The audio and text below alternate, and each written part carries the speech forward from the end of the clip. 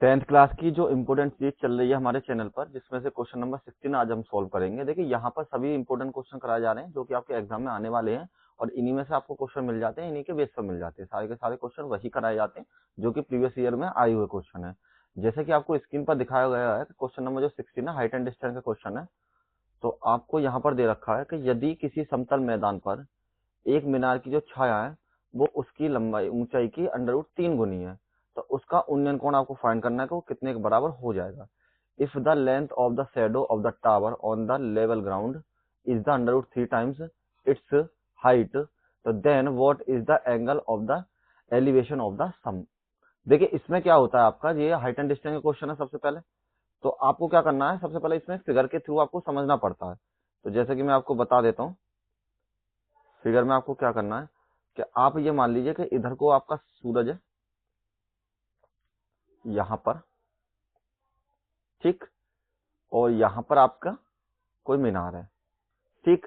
तो जब सूरज इधर है तो इसकी जो छाया है ना वो आपकी इधर पड़ेगी, इस स्ट्रेट पर, ठीक है, मतलब इस प्लेन पर। अब यहां से इसकी जो है ये जो वैल्यू है,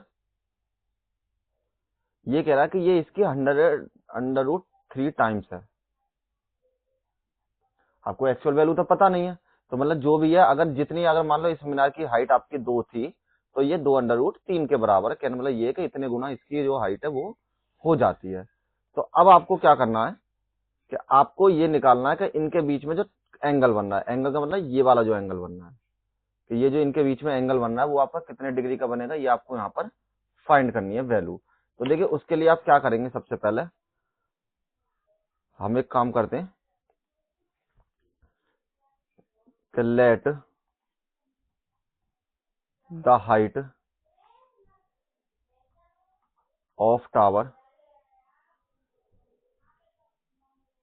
इक्वल्स टू, मैंने मान ली h मीटर, ठीक है। ये जो हाइट है ये हमने अज्यूम कर ली कि ये हाइट आपकी h के बराबर है, ठीक। इनका ABCD नाम रख दीजिए, C।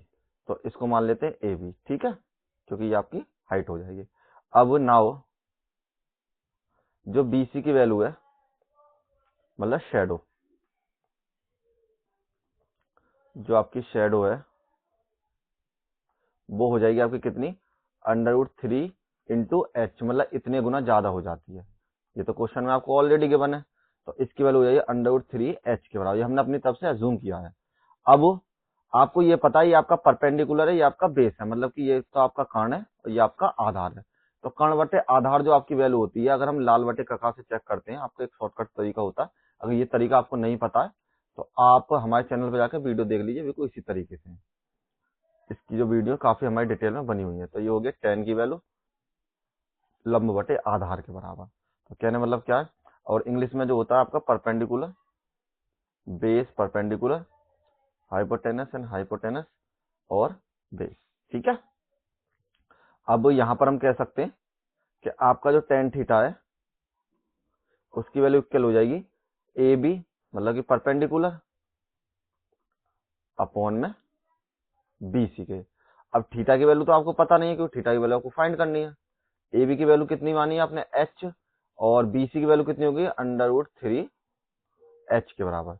रूट से रूट कैंसिल, तो tan थीटा इक्वल टू 1/√3 के बराबर। अब आपको कुछ नहीं करना, केवल यही सोचना है कि ये tan में किसकी वैल्यू होती है।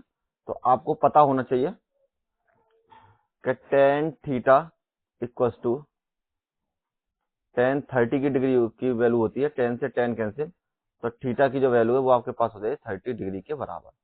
और आपका जो ऑप्शन नंबर है वो आपका C बिल्कुल करेक्ट हो जाएगा।